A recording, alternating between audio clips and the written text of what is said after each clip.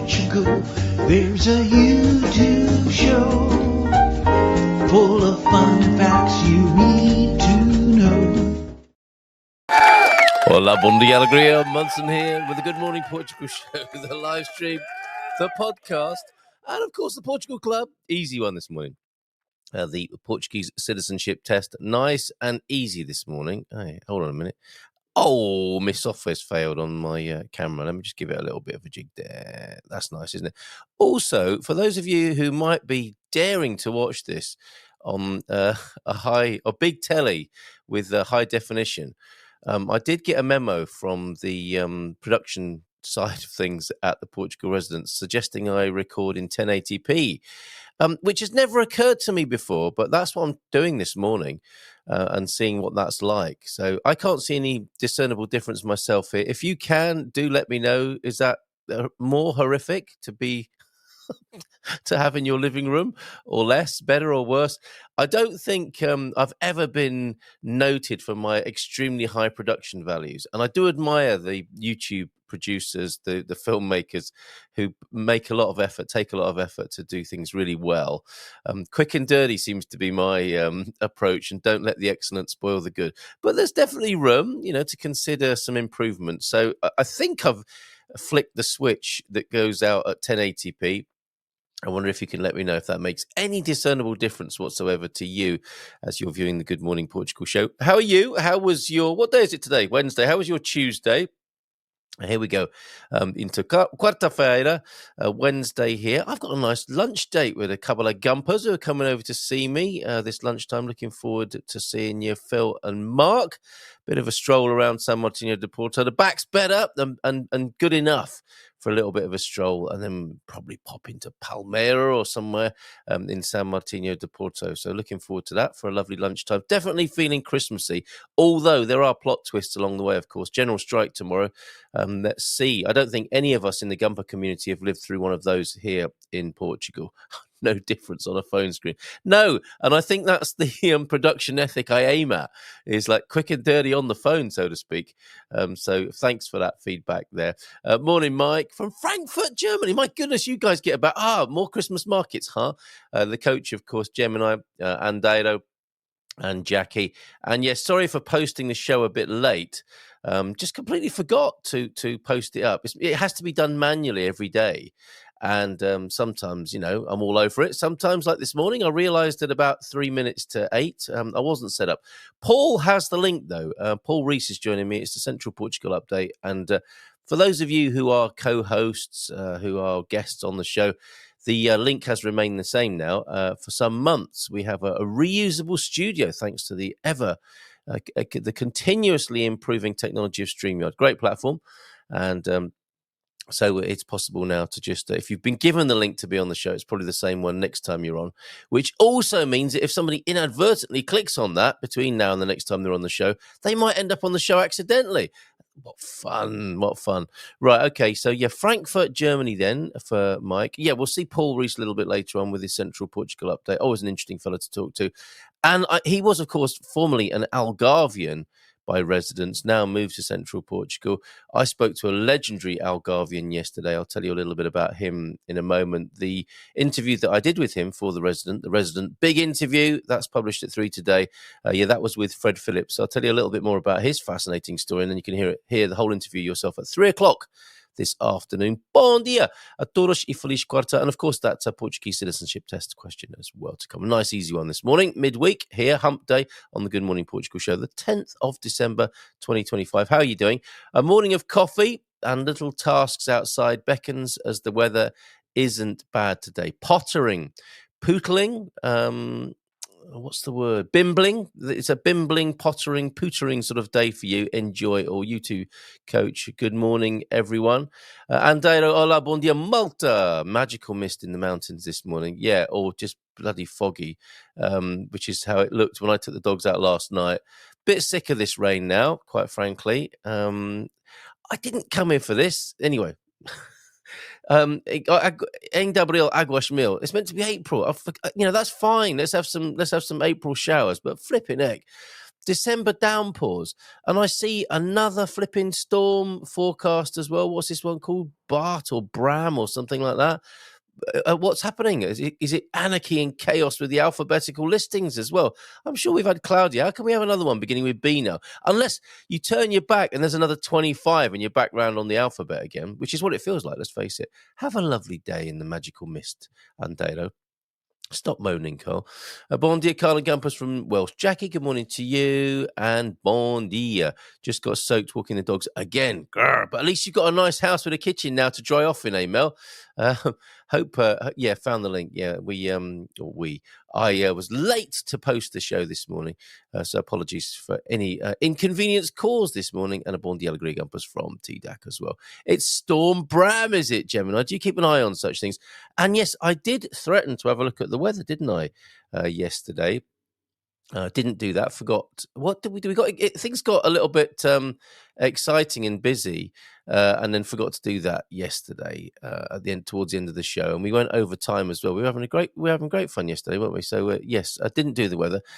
Probably the thing to do is to have a quick look now at the weather. So let me do that so we don't forget that again. Clicking on the weather tab. I really haven't bothered with a website for a long time now. I can't see the point of maintaining a website for the 3 people who go there a year. Everything's on social media or YouTube, and of course we've got the Portugal Club. So I don't go to or maintain the website. Although I think I should. I think I should have some sort of web presence. What do you think about that?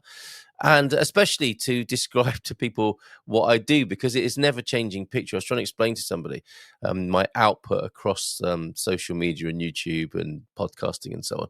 So I will do something and it will look a little bit like this, the sort of various activities of the months and so, yeah, Convivio, Good Morning Portugal, Endeavour, the Portugal Club, what goes on in San Martino de Porto, writing a column for the resident, helping people find a home, Expats Portugal, and the Wine Club, to name but a few things, helping people moving to Portugal.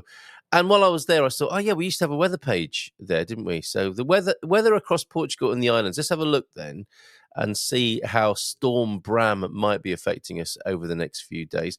Yes, you're having trouble logging on as well. That's because there wasn't actually a show to link to. At least have a page with a description and links to your socials, YouTube. Okay, so that's it then. I'll do that. We'll have Good Morning Portugal or carlmunson.com leading to that. Thank you for your advice on that. Update on the physics presentation. So proud of my daughter, Maisie. Well done, Maisie. Sounds like it went well. She passed her master's degree in engineering physics with a distinction. Without our help as well, I should point out. We were there, weren't we? If you needed any help, Maisie, with engineering physics, because I'm sure we'll have a few opinions on that. They don't build bridges like they used to. We could have helped, but it sounded like you didn't need our help there. And I come to think of it, Andero, what is your logo on your YouTube there? I'm seeing things in 1080p now. I'm having a 1080p this morning, everybody. Who doesn't like a 1080p first thing in the morning? Better than a 720, isn't it? More impressive. But yeah, well done, Maisie. Fantastic work. Congratulations on that. Where's she off to with that then, Maisie? The world is her oyster, I suspect, with such distinction there. Master's level engineering physics. Amazing. Engineering physics will keep her well ahead of the game. That's a valuable degree. Yeah. She'll be on Mars before the rest of us with a brain like that, I suspect, or anywhere else she wants to go. That's fantastic. Do pass for what it's worth, Andero, Porky Feet. Do pass on our congratulations, parabéns, to Maisie on that remarkable achievement. Presentation yesterday, engineering physics. How about that? Right, back to the weather then, and I am seeing rain. This screen. A bit bright, I think. Let me just turn the screen down a bit. Oh, no.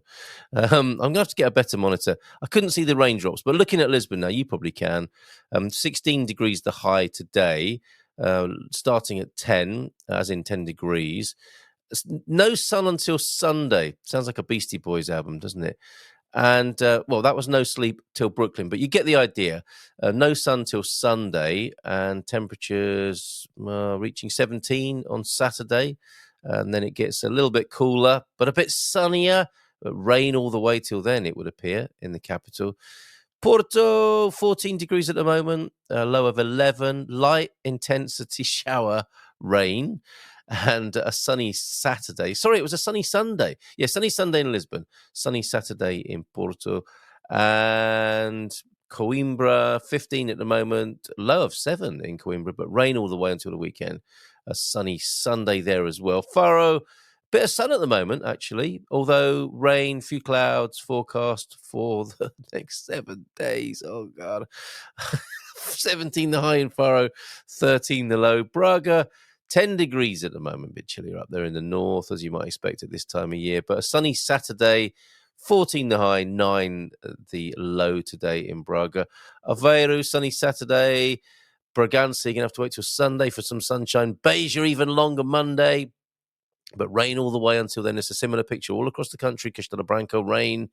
It was a sunny weekend, certainly Sunday and Monday to see some sun in Castelo Branco. Évora, sunny Monday. That's where the Expats Portugal meetup is actually this coming weekend. So they've got a cloudy, if not rainy weekend. Take your brolly if you're going on the Expats Portugal meetup. Guarda. I want to go to Guarda. And is anyone in Guarda? Anyone got any friends in Guarda? Anybody got anything good to say about Guarda? 10 degrees, sunny Sunday and Monday of next week. Currently 5 degrees. Ooh, may have gone off Guarda already looking at that. 10 degrees to high today, 5 degree low. Leria, my district here. What does that sign mean? Wind and cloud and rain there. Sunny on Sunday, but rainy until then. 15 degrees the high today. Nice and mild then. Porto Alegre, 12, the low of 5. Santarém, high of 16, low of 4. But a similar picture. Raining all blooming week until we get to the weekend, where some of you will have a sunny Saturday, some a sunny Sunday, and a better weather picture arriving for Monday. It would appear there as we have a look. Azores, 17 degrees at the moment. A high of 19, that's very nice. But rain again. Madeira, 7 degrees at the moment. A high of 11 today.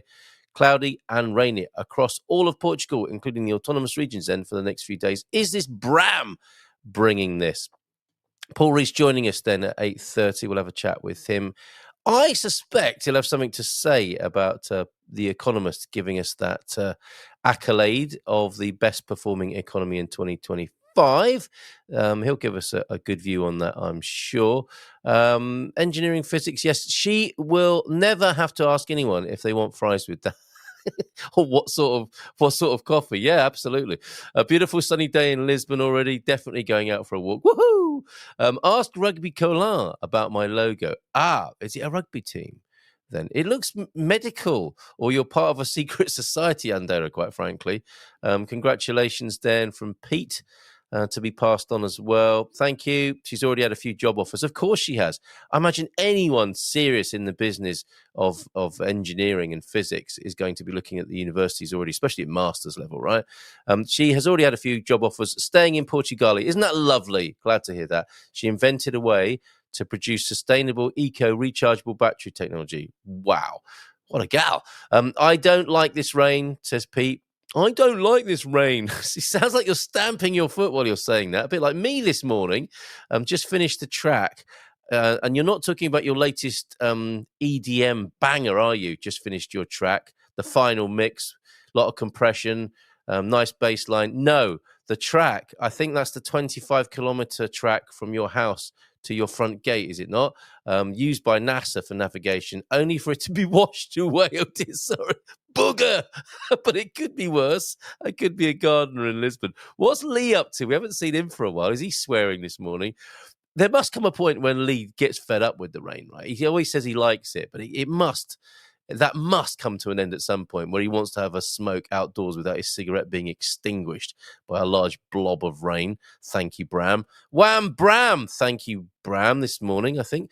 Good morning, Carl. Please could you mention our fantastic workaway from New Zealand living in Toronto leaves us today? Okay, we've got a name. He has been with us nearly 2 months. His work has been amazing.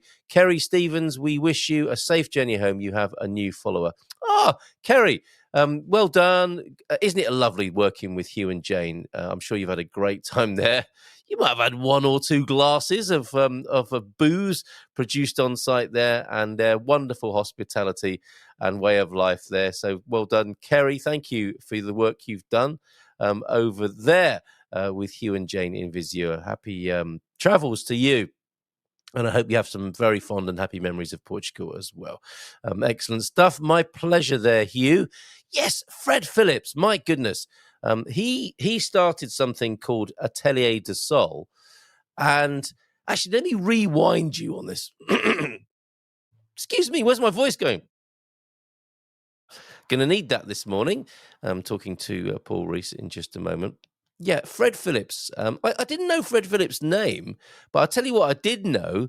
Oh, it's not rugby, it's cars. Austin, see what you did there. Very good. Thank you, Andy, on that. Yeah, Fred Phillips. I didn't know about Atelier de Sol. I'm guessing if you live in the Algarve, you will either know about Atelier de Sol or you'll see their design work all around the region there because Fred started the design agency Atelier de Sol, I think, in the late 70s, possibly. We might find out as I share this screen now.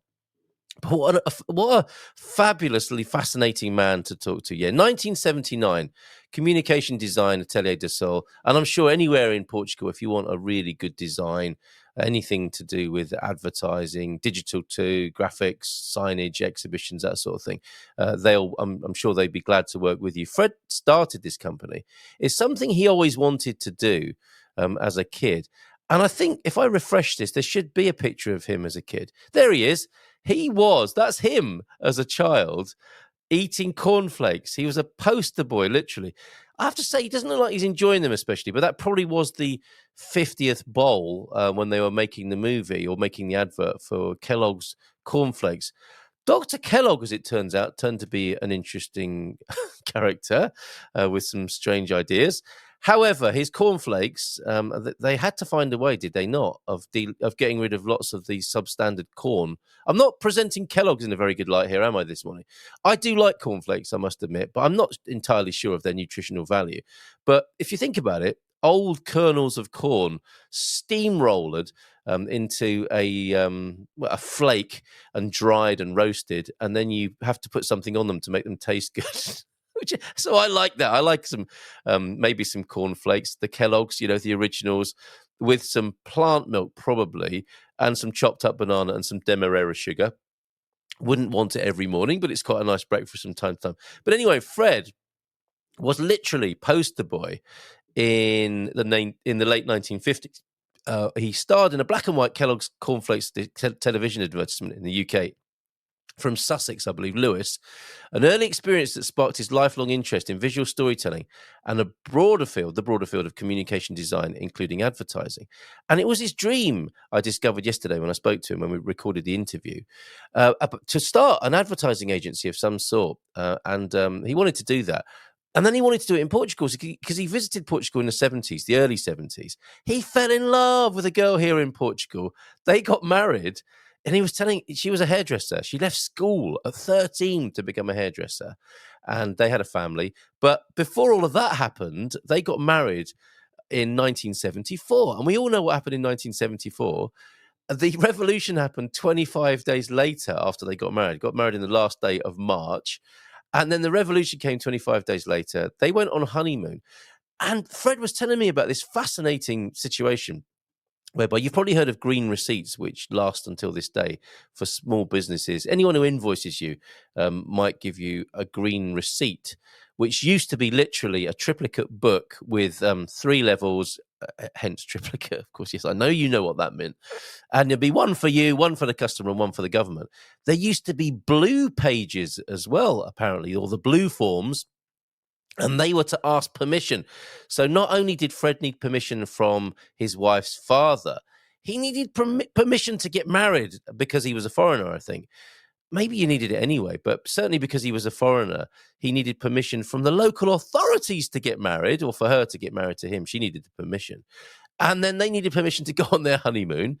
And at the time, children were on their parents' passports. So she didn't have her own passport. She had probably a copy or the original of her parents' passport, which listed her and her siblings on the passport. All of this is in the interview I did with Fred yesterday.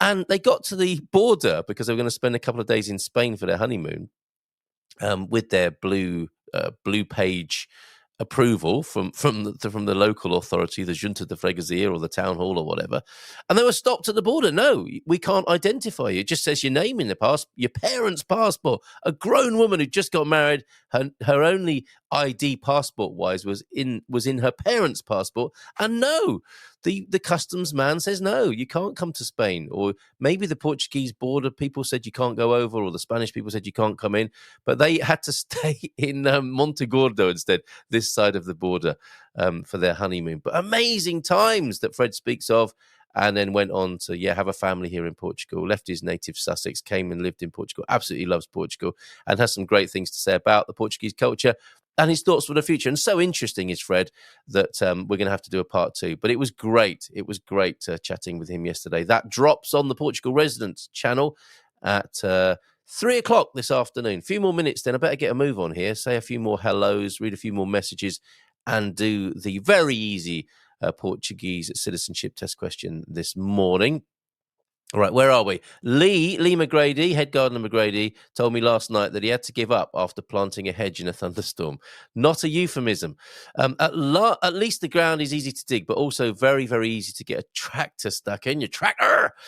So which is your favourite? The classic all agro. I think I had one of those. Did I? I had an Austin Maxi. I enjoyed that. And an 1100. Didn't have an Allegro, as it turns out. Or the all agro. Or, I mean, what were they thinking when they called it the Allegro? They knew some British wit would call it the all agro. Or the infamous Princess. That was a beautiful motor that regularly failed to start in Dirk Gently's stories. Just a little tap on the solenoid and everything is fine, I'm sure, which is what I had to do with my Maxi. Bom dia, alegria a todos e feliz quarta-feira. Yes, quarta-feira, you're right. Sorry, that made me think twice there, because you had quinta in your name, of course, and quarta in your day of the week. That's absolutely spot on. But you know that, Matty. People still have to apply for marriage licenses to get married. We still all ask for permission for so many things in life. Sips tea and considers that philosophically. In many ways, we're not islands, are we? And it might be useful. I was thinking about this morning, about that whole idea of getting permission for things in your locality. Because I did have that idea, didn't I? That why not make citizenship that sort of approval? If you're going to live in a locality, why would you have central government validating your citizenship? Maybe on the level of bureaucracy. Tick the boxes, make sure the right criteria connected to the government's ideas of what they want in their country as representatives of the people. But in your locality, why wouldn't it be the decision of the local people who you live among that you can or cannot become a resident or a citizen? And I put that to actually a Portuguese person who thought, oh, that's a bit parochial. What if your mayor or the local people just aren't very nice? And I said, my smart ass retort to him was, well, yes, let's leave everything to central government, shall we? Because we know that works. Some balance, presumably. And that level of accountability locally does sound quite frightening, doesn't it? Especially when you put this idea of needing to ask the mayor if you can get married and, so on. But we are accountable to each other. And perhaps the more accountable we are, the greater the standard of communication and behavior might be. This is based around fear of other people, isn't it? And their motives and human nature, presumably. And we keep playing games with human nature and trying to create safety from ourselves and other people. And I don't think we've managed it yet.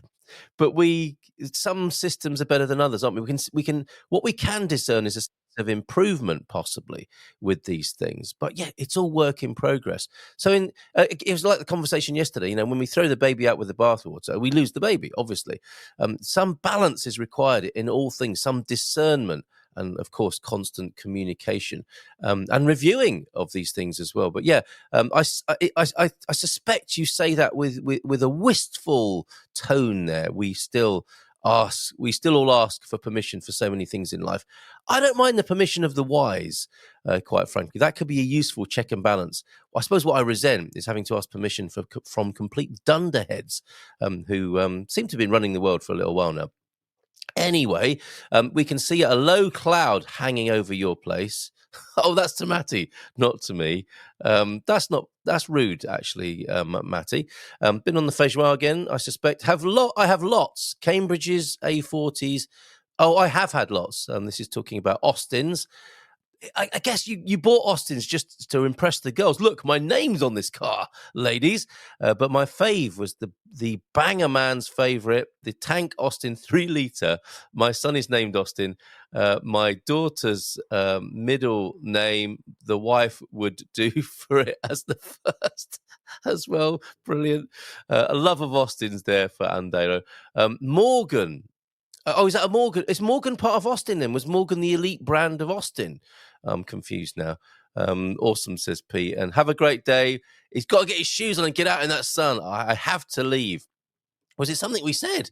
And that is encouraging and makes my daughter, Leyland Daff, seem far more normal. Very good. Regarding marriage, apparently you can only arrange it 6 months in advance, a cooling off period, given the high divorce rate possibly in Portugal. Not now for 2027, since required documents are only valid for 6 months. Okay, a slight glitch in the bureaucracy there. I met someone who had to fly to the Azores for their appointment for a marriage license because no appointments available on the mainland for years. Yeah, Christian country with strong family values. Get married. Oh, no, you can't. The video has landed. Thank you, Chris. We'll go out with that today. Bon dia, Chris. Thoughts are with you. Yes, like you have our solemn thoughts with you as you traverse London on public transport. Yes, thinking of you. Thoughts and prayers, Chris. This morning. Quickly then, let's go over. That's look. He does look a bit like Brucey there, doesn't he, Fred Phillips? Let's take him off the screen there. That's a good shot. I mean, he's in advertising. You'd expect him to have a good shot, wouldn't you, on his website? Let's bring on the Portugal Club and the quiz then before we go to Paul this morning. That's not. No, I've given the answer away. No, that's not what I meant to show you there. Nor my personal emails or the front page of the virtual resident. Come on, Cole, get a grip, man. Where is this? Probably. You know what? Probably need to open the tab first behind the scenes before you can share it. Yes, that'll be it. There you go. So let me share it once more. Very easy this morning, even if I say so myself. Well, I did write the quiz with the help of Grok. What was the name of the 1755 event that devastated Lisbon? I suppose slightly a trick question here. The Great Fire. I mean, you could describe, I think, the subsequent events of 1755 as a Great Fire. Tends to be what happens with earthquakes, isn't it? The outbreak of fire. Was it the Lisbon earthquake? Have I given the game away already? Or was it the Great Plague of Lisbon? Something which I've not heard of, but that's not to say it didn't also occur in 1755. I think the conditions did become somewhat insanitary in 1755, and a shortage of food did lead to the inevitable, I hear, as well. You can find out more at the Quake. We're not sponsored, but we're open to being sponsored by the Quake Experience. Is it called Quake or Shake? It's called Shake, isn't it? I think. And people who've been to it speak of it very highly. So there you go. That's your Portuguese citizenship test question. 72, everybody, was the name of the 1755 event that devastated Lisbon: the Great Fire, the Lisbon earthquake, or the Plague of Lisbon. Let's give him a nice big round of applause and bring him onto the screen now. He might want to make a guess at this. Hola, bon dia, Paul. Bon dia, alegria. How are you? Yeah, very well, thank you. Yes, hanging out here, having a bit of fun, talking about old Austins, like we do first thing in the morning. Did you ever have an Austin? No, my first car was a Singer Gazelle. Good Lord, why? Because it was 25 quid off a bloke in a pub. There you go. I had a Volkswagen K70, similarly priced from a small ad in a shop. And your first car, you do end up with some strange vehicles sometimes. And what was your Singer Gazelle like? Fond memory? It was great. It was a tank. And I had to drive it from about 20 miles without insurance. It's probably the most nerve-wracking of my journey of my life, I would think. Well, newly on the roads and being about a law-abiding citizen. Yeah, and I used it. Where I was brought up, there were some woods, and you could sort of go rallying in them. And cool. We just used it to hack about. It was great. It was good fun. And learned to sort of strip the engine and learn how carburetors worked. Happy times. Yeah. Which the new kids, with their Teslas, they won't be able to do that, will they? No, just learn how to battery change, I think. Yeah. How exciting is that? Fix the LEDs. Yeah. Well, young men talking to each other in the future. Changed the battery last night again. That's the only thing you can do on this thing. Yeah. Totally. Wow. Maybe you can mess about in a nice dry environment and change the chipping of the engine. You can hack into your engine and change the configuration. That's probably what the modern car aficionado would do, right? The nerdy sort. Yeah, I would think Tesla's way ahead in terms of messing with programming. I'm sure it's True. Yes. Yes. blacklisted forevermore. That's true. It's very obvious, isn't it, if you have a tinker with your Tesla, so to speak. As And it were. and Leyland don't make an electric car yet, or probably ever. So yeah, that's probably not going to happen then. Listen, Well, I saw a flash of Fred Phillips on the screen. yes, you know Fred from your days in the Algarve. Legend, absolute legend. But is he on one of your podcasts? He is, as I hope you will be, as you're sure to be. He was interviewed for the Resident big interview yesterday morning. And it's got to be part 2, if not part 3 as well. What an interesting fella coming to Portugal when he did, and getting married, and getting married 25 days before the revolution. What an interesting man! Yeah, very. He is a legend, truly. Of the Algarve. Is a really nice guy. And what I didn't mention was, of course, that he came up with the phrase. I mean, he's in advertising, and I said to him, where I grew up, there was a guy who used to get pointed at, and they would say, "He's the guy who came up with the phrase "go to work on an egg." And these are the things, aren't they, from advertising? There's the power of advertising, Mad Men, these things that go into your mind through repetition and brand reinforcement. He invented the golden triangle. He told the story of how he had to come up with an advertising feature, and they had the Golden Mile in Spain at Marbella. And he thought, well, what are we going to do? What are we going to do? Probably up against the deadline. You can imagine it, can't you? They were all smoking in those days, drinking whiskey, trying to come up with a concept like Mad Men. And the Golden Triangle was born, and he's the man who came up with it. He's rightly credited with this. Yeah. Amazing. You asked me how I am. I'm well. How are you? To the way. Yeah, we're getting over a seasonal cold, but apart from that, good. Thanks. Yeah. Do you feel like it's making you stronger, ready to go into the winter and subsequently spring? It's usually if I go on an airplane, I get an annual cold, but this one came out of nowhere. But no, it's fine. It's a couple of days, and then Ryanair have missed a trick there. With all the things you can pick up on their planes, do you think they might add a little charge for that as well, right? Well, you'd think so. Yeah, I'll sell you medical insurance. Special Ryanair mask. There's all sorts of. You can have a checkup. Couldn't you? A Ryanair check. Can you imagine how good a Ryanair doctor would be that you've paid 49 quid? Yeah, I can. I've got to go back to the UK to pick up a pair of glasses. I mean, this is ridiculous. Right. It's cheaper to fly to the UK. Yes. Rent a car, stay with my daughter, pick up glasses, fly back, then actually pay the customs duty of importing them. It's crazy, isn't it? I tried to import them, and the customs made such a mess of it that they didn't have a category for spectacles or whatever they wanted to call it, and put it down under medical equipment. And by the time they'd finished, it had run out. I had 2 messages the same day saying we've sorted out your bill and you've run out of time. And it then took 4 weeks to be sent back. Oh no! And I just thought, well, it's ludicrous. It's cheaper to fly back, and the trouble is, I'll get another cold. This is the. That's insane, isn't it? Yeah, it is. Thanks. Another Brexit bonus, but you can't just send things. And it's stupid. I was sat there in Specsavers, North Wales, and it suddenly struck me: how am I going to get these? Because I'm not here long enough for them to pick them up in the UK. Yikes! Yes. So just post them, and it's just that. I think this goes back to September. It's now December. It's ludicrous. And you've been bumping into things, not being able to read things. Well, I have an old pair, obviously. Right, okay. It's a good point. You need 2 pairs to drive in Spain, and I've only got 1. So, are you kidding me?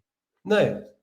What's happening to driving in Spain, Paul? You also need some sort of SOS rocket launcher for distress flare now, don't you? From January in Spain, I think. That's a, There's some electronic thing that you've got to have in Spain. You know it's going to come to Portugal at some point as well. Yeah, I don't know. They've always been a bit more advanced. I think you need two triangles or two vests. I don't know what it is. And 2 pairs of glasses. What in case one fails? Well, in case you lose one, then you're not stuck. You're not stuck with nothing. Yeah. That's ridiculous, is it not? I mean, how many people have been saved because they had 2 pairs of glasses? I have no idea. I don't think they've run the numbers on that. That's just another way of getting a fine, isn't it? I don't know. It's wow. And the backstory here, of course, is that spectacles are very expensive in Portugal, and that's why you took advantage of being in Specsavers, right? They are, and it's controlled by 4 companies, basically. And, is that right? A cartel? Yeah. Right. Well, it's for a cartel. It's not a monopoly. But if there's collusion, that's illegal. But there is a suspicion that it's all rather conveniently done for their financial benit rather than ours. How rude. Right. And that's very short-sighted of the government, I think. You're on form this morning. I am. I'm here every morning. Right, okay. So what's going on in your world, rural properties? Maybe we should preface this with the great news from The Economist. I'm sure you've got a view on the Portugal winning Economy of the Year 2025. I can see what it is already. I didn't dare look at the criteria. Right. And it must have been highly selective criteria or highly subjective. Yes, yes. Judges had just had a free week and they got a golden triangle. Or you can buy it. Maybe you can buy it. Maybe it's like a Trump's FIFA Peace Award or something. It's like it could be one of them. And there are so many awards. It makes me laugh in the property world and the tourist world and. Yes. So many gala dinner awards. Yes. Best golf course, green bar. Best eighth hole of any golf course goes to today. Yeah, the only people making money out of that, the people running the awards ceremonies. But I mean, Portugal, a lot of the headline stuff is good. I mean, it's such a small economy; it doesn't take much to change it, but the fundamental underlying stuff that we live with day to day is the grinding poverty of 20% of the population. Yes. The rise in rents is interesting because Portugal is very high property ownership because there's no inheritance tax. So a huge percentage actually, they may be poor, but they've got a house to live in. The vociferous ones are those who don't have a house to live in. And that's not being addressed. There's a package of new measures by the government to promote cheaper housing. It's just nonsense. They're fiddling around with the VAT rates and everything, which is great for developers if you can work out the rules. But day to day, in my operation, will I go out and build a raft of cheap houses? No. Probably not. No. And my day-to-day activities, I'll still be paying 23% VAT, not 6%, unless I'm in a historic zone. So it's the government fiddles. The government does very well out of the current property market, which many say is overheated. Oh, it's a bubble. It's whatever. It's not. It's supply and demand. There's not enough houses. There's more people wanting to buy than there are houses, and the taxes, the impost, municipal transmissões, the stamp duty, everything, it all rolls into the treasury. Thank you very much. And then you end up winning awards. So it's the government. Thankfully, the minister was saying, okay, fair enough. I think it probably surprised him as well, to be fair. Yeah. And we should note as well that it came from The Economist and not the sociologist or some, it's not a social award, is it? It's an economic political award in a way. And the man responsible who could take the credit said, economists accolade good, but Portugal remains a country of enormous inequality. So fair play for him for pointing that out. We have gone from very poor to a little less poor. And that's the tone of the award in a way, isn't it? It's like where a lot of other economies are doing really badly and tanking, and the cracks are showing, not so much in Portugal. Maybe we're kind of least worst, and that's part of the criteria upon which the award was won. Manuel Pestra Almeida, a frank interview today confirming that Portugal has outdone itself in terms of other countries economically this year, but continues to be a country with enormous inequalities. And this is what the president is saying. This is one of the misgivings of the outgoing president, isn't it? That in his tenure, that hasn't changed. Poverty is the same, if not worse. It hasn't changed in 40 years since joining the EU. Yes. Portugal politically has decided to strengthen its infrastructure and use EU money on stuff that doesn't involve council houses. Yes. Yeah. If there was a sensible scheme and people could live and not spend 90% of their paltry wages on accommodation, it would be a much happier place. But it's political decisions all along. And absolutely. Decisions are often driven by money. And it's been in Portugal's interest to promote itself very well as a tourist destination, which pushes prices up in Lisbon, Porto, the Algarve, to everybody's benefit that's on that roller coaster, including the Treasury. Yes. So it doesn't surprise me. No, and the other thing to connect with that other news yesterday is the Prime Minister suggesting that the minimum wage should be €1,600. I think the figure was. I think he's misquoted. I think he would like it to be. I think he said he'd like it to be. Who wouldn't? To 1,200, 14, even 16, and then of course the press pick up 16 and say Prime Minister pledges. Okay. I think it was on a wish list. Yeah, of course he'd like that. Absolutely. Yes. A Portuguese cleaner in Luxembourg or Geneva and 3. Yes, so absolutely. Minimum wage here, but it's strange. This minimum wage thing. It's not the government paying it, is it? No, that's right. Legislating that Senor João Filho's factory knocking out spark plugs or pegs has to pay its workers another X percent. Yep. And that's in the business model, isn't it? So if they're getting 800 at the moment and it's doubled to 1,600, what's likely to happen is that he's going to ask one person to do 2 people's work for the new minimum wage. I suspect that's how it tends to roll, isn't it? So you do need other parts to this, don't you? Apart from just the employers being expected to carry the can with that.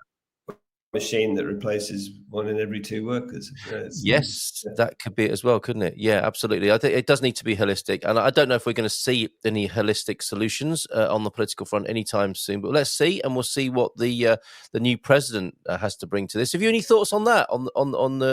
Any hopes for the new president come January? Well, I think a strong military background would be ideal. Yes. Gouvier, it's an interesting role. It's not one you and I are used to. No. Having a president. I mean, America has a president, and that's the boss. But here, it's kind of it's a bit like House of Commons and House of Lords, isn't it? I think a father figure of the nation, perhaps as well. Yeah, and he does sign off legislation, so he does kick stuff back and say, "Well, I didn't agree with paragraph 4," which is great. And he has done, but Parliament ultimately can overrule that. But it's an interesting role, and I think he's done extremely well. He's very user-friendly. Yes, Natasha Don, certainly in our conversation last Friday on the Natasha's news review, she was saying he's perhaps has a little bit too much criticism, and I think the good things that he has done and how he's been, especially where he started, 2 terms, so he's been in the job a long time. He has changed things and brought probably more mais than menos, as it were, to the role. Bon dia todos. Good to see you, Paul from Bob, and a Wolsey 610 off a guy in a pub. What is it? Do cars still get sold in pubs? I wonder. It was hand painted black, beautiful. Turned out it was involved in an armed robbery. It was taken by the police. Fantastic. Gemini has a pair of glasses, one in the bedroom, and one downstairs in the car, that is. A hack here, if you do want to buy prescription glasses online, you can get nice ones, but also cheap backup ones for EU 1030. It's 10 to 30 euros there. I think, Paul, so staying with politics for a moment, Paul Richards, you've got the same initials. As well as the same first name. I think Paul Rees should be put in charge of IMA. He would sort it out within a week, not years. Paul should be the new politician around the block. Do you want that job? It's relatively easy to fix, yeah. Oh, okay. I thought you said no Again, change. it's something the government sees benefit in fixing. I think with the new golden visa blow up, that they will do something about the golden visa side of it, because that's rich people and they'll take them to court. But no, it's a government area that what's the point? You know, they screw up the end of SEF, turning into IMA. It's under resourced. You've got a hapless person in charge saying, "Oh, we're doing awfully bad." That actually really annoyed me. The minister or the guy in charge being interviewed saying, "Yes, but our figures are it's a roaring success. We've done X% more than we did, in this other selected period." And I'm thinking, kind of missing the overall picture. Yes, and, it's daft. And the withdrawal agreement group, all those people that were signing up for residency before Brexit, and then they were given extension. They've been rarely shafted. In that they're not being given their permanent residencies. They've stretched by 2 years the time period, but still you're still only allowed the same amount of time out of the country, whether it's 5 years or they're now 7. They've got to wait. Yeah. So it is complicated. I follow a lot of this on. There's various Facebook groups following this, and actually there are certain constituencies that are rarely being shafted. Yes, and excuse me, those people. Are you all right there? You, I guess this is just your normality at the moment, is it? Have a sip of tea. Yes, these things affect people on a personal level, but it's the bigger picture as well, isn't it? If you've got lots of that going on in different pockets, it does make for quite a tiring general picture in society. This is not the sort of thing the Economist would be picking up on, would it? These little dramas for many people. No, indeed. And that's what we've got at the moment, isn't it? A lot of this sort of grumbling, low-level sort of noise for people, which doesn't contribute to. If you had an index of, peace of mind and quality of life, this sort of thing doesn't contribute to that. It's not helpful in a society. No, not at all. And it is it's the sort of hidden side of in the inefficiency of government and its resourcing. It has a certain amount of resources, and people that don't matter and don't vote don't get well served. Yes, yeah, well said. And I'm still keen to see a foreigners association. And I don't know if I've ever asked you this, and if you know of one, but given that we've got approaching 1 in 10 foreigners here in Portugal, that would be if they organised themselves, as in we organised ourselves. That would be an incredible lobby and voice, would it not? Well, it would. Yeah, but should we be involved in the politics of where we choose to live? Absolutely. Yeah, and 1 in 10 people as a lobby, as a voice would be quite extraordinary. But it'd also be quite. Can you imagine as well? It would be like the UN, wouldn't it? Because there's a lot of nationalities in that mix. And just can you imagine how difficult the first meeting would be of those people from? I don't know. What would there be? There could be like 20, 30 nationalities involved, and the decision-making processes involved in that, reflecting their cultural values, would be quite extraordinary, I think. I mean, the strong group is AVPOP. Okay. That is non-political.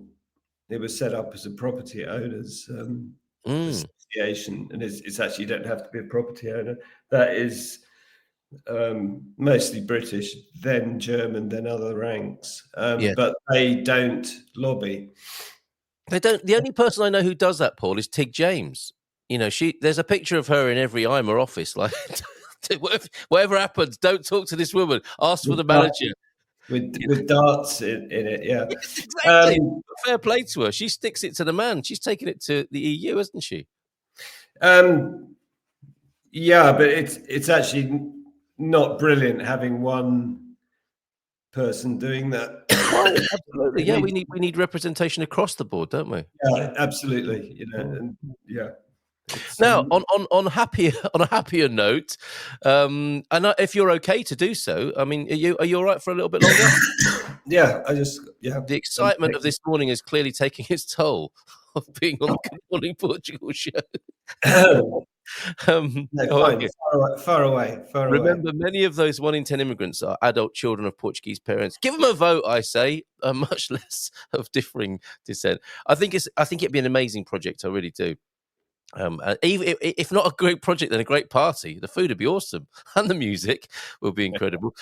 Rural properties, then. What's going on in your world, in your business world, having put the world to rights, or at least attempted to? Well, yeah, it's very much business as usual. I just done a review over the last year for The Resident that will come out next week. Oh, excellent. Which looks at how actually the market's changed in the last year to 18 months. And a lot of it has been down to the government scheme for getting people off rental and into property ownership. This is what I call the under 35 scheme. Yeah. If you are a young couple, you can get 100% mortgage and don't pay stamp duty. Or IMT when buying. And that's actually had a big effect at the bottom end. I say the bottom end, the lower price quadrant of the market, which is great. And it is young couples with kids and dogs and coming to the countryside, actually getting a house to live in rather than renting. Yeah, brilliant.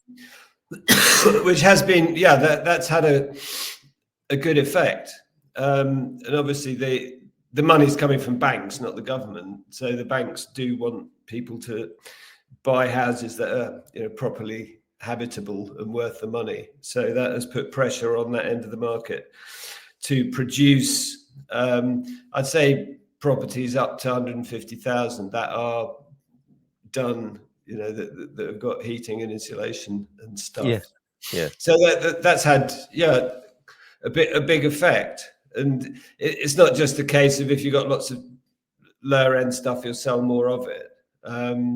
2 to 3 years ago, you could have had a load of property in that price bracket and it would sell alongside other stuff for sort of up to 500,000. Now, if you've got lower end property like that, it will be bought by people on that scheme, it's been actually a good thing. So one of the things you can give some credit to the government for. Yeah, absolutely. What else is in your review of the year? Because that's what I was hoping to ask you. How has 25 been for you? Well, just looking around, is towns, it's development in towns. It's a lot of the big old buildings that have been on the market for years and years and years have been bought and are being turned into apartments, into whatever. In Figueira das Vinhas, the old Terabella Hotel that's been on the market for years and has been shut for decades. I've driven past that one. Yeah. These are the landmarks, aren't they? The landmarks. Yeah, and on the way into Figueira, the old wool factory that is the sort of the first big building you see as you drive into town. That's been derelict for decades. Yeah, it's just had a new roof on. All the windows are out. There's diggers. It's great. Who's doing it, Paul? Who's behind this? I think, that particular, the wool factory is a Portuguese, I'd say entrepreneur. He owns a business in this country, I think in Lisbon. And I think it's manufacturing of windows and doors. So he's an entrepreneur and businessman, and he's bought the house opposite the wool factory that somebody had renovated at great expense, that he's now turned that into a very boutique-y guest house. Yes. And I presume because he's bought the big factory over the road now, that will be more accommodation, which is great. Because if you provide the beds, people will come. I mean, Think you're right. I think you're right. And there's definitely something going on with the Portuguese middle class boutique thing, isn't there? yeah. Do you know Manteigas? There's a wonderful hotel overlooking Manteiga or Manteigas, the valley over near Serra da Estrela. And we chanced upon this. We were out there doing a bit of a road trip with the coach and Colin. We were videoing the cars, but we stopped off for a coffee at this. I think it's the San Lorenzo, like a pension type, well, a high end little hotel with a great dining room that overlooks that valley. And I'm thinking, how does this happen? And why is it happening so quietly? These are like 5-star experiences in terms of tourism. And I don't see much publicity about this sort of thing. And you're talking about it this morning. There is something going on. Is it like an entrepreneurial middle class who are thinking, we will reinvest our profits back into this sort of infrastructure, this touristic events, hospitality infrastructure, rather than just paying it all in tax? We can grow our businesses, we can grow the experience, and this is happening in central Portugal, so some of the most beautiful locations in Portugal. Is there a thing happening here along those lines? Yeah, I think there is, and it's still cheap. I mean, the old wool factory was sold for about $250,000, right? And it's a massive space. I looked at buying it to turn it into apartments. I actually couldn't make the figures work out. Oh, okay. And then the price reduced to the point where it did sell. But it's not only that; it's old hotels. It's country houses being turned into Airbnb, small hotels. You know, people will invest where they think they can make money, and also if they're living in the place where their business is, like in an old mansion, absolutely fine. Yeah, you get the lifestyle benefits. Well, I think there's definitely something happening with this. Even though a lot of these are Portuguese owned, some of it will be money from overseas. It'll be Portuguese immigrants, people coming back to the country with full pockets, which is also of great benefit. Yeah. So it is an interesting time, but that's the big change I've noticed in the last 12 months. In Serta as well, in the old high street, when I first came here, was kind of derelict. I'd say 2 in every 3 shops were shut.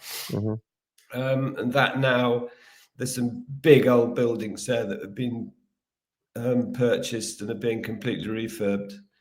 I'm loving the sound of this, Paul. We should perhaps let you go and rest your voice. And I put your video on because it just show the sort of landscape we're talking about there. Absolutely beautiful, central Portugal. It's lovely to hear of this renaissance going on, and buildings that people have got used to driving past as derelict landmarks on the horizon. They are coming back into commission. And which is it looks great. like Portuguese entrepreneurs have got great ideas, and they have the money to refurb them and create new experiences. So this is lovely. It is good. Yeah, and that brings more interest. It brings more people. And some of our mid-range properties are being exposed to mid-range people, which is great. And in Pedrógão Grande, there's a house opposite the one we're just finishing that sold for 700,000. French family. So who'd have thought it? Who'd have thought it? Nobody would have been saying that 5 years ago, would they? Yeah. Yeah, very good, very good. I mean, people did have that vision and that hope, but it looks like it's beginning to happen now, which is a wonderful thing. Yeah. Well, you get well soon. We do have Dr. Richards with his recommendation here. Get well soon. Thank you. It took me ages to get rid of my cough after getting it. Flu jab helps. What flu jabs helps? What to get rid of the cough or give you one? And I had my flu jab. I'm a great jabber. Great job. I walk into I'm in Oleiros Health Centre, and I just walk in and say, Senor Paul, now let me check. Bend over. Oh no, it's in the arm now, isn't it? Yeah. Okay. And what's wrong? What's wrong with glasses? We've already had that conversation. They're a bit expensive, Hugh, is the conclusion we've come to. But then again, so is having them sent over from the UK. If you go via customs, you're better off going to get them yourself, basically, which Paul will be doing. Thanks, Paul. Take it easy. Rest that. Sorry about my throat, everyone. Well, not at all. And thanks for being part of what we do this year. I think you turned up this year to be a regular part of things. And I look forward to your company again in the new year. It's always interesting talking to you. Good stuff. And I wish yourself and all your viewers an excellent festive season. How lovely and very seasonal. Okay, take care. Bye for now. Cheers, Paul. Bye for now. Ciao, ciao. There he goes, Paul Rees, Rural Properties. If you want to find out more about what Paul does and, current properties listed, let me put the link onto the screen. Rural-properties, of course, is what you're looking at there.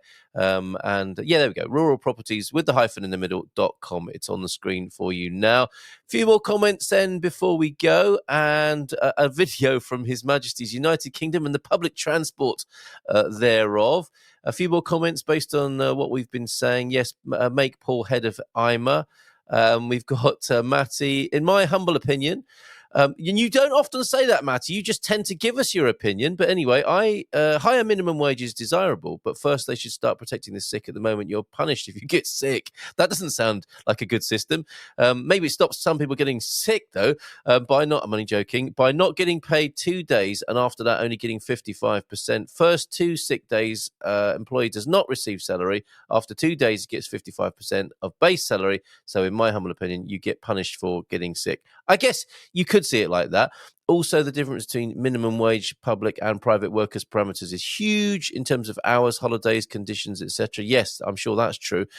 Public holidays, night and weekend work is another sore point in Portugal. You do not get compensated for those. In Netherlands, Deutschland and Luxembourg, you get more for working those hours. I see, yes, overtime rates, 20%. 70%, 100% bonus in some cases. Remember, many of those 1 in 10 immigrants are adult. Yeah, that's my idea of having an association. It will just be, turns out, it would be like a crash or a massive childcare project. If what you're saying is true there, Mel, which I have no reason to believe it isn't. And thank you, Dr. Richards, for your help there this morning. There's a monument here in my village. Look up Colégio Southfield on Google Maps. That could be a great hotel location. Yeah, another one of these derelict landscapes that will at some point hopefully come back into commission and be a beautiful thing to see on the landscape. And you'll say, do you know what? I remember when that was an old wreck. Now it's a beautiful hotel. Lovely place to stay. In the last 18 months, property prices in Nevada have gone bonkers.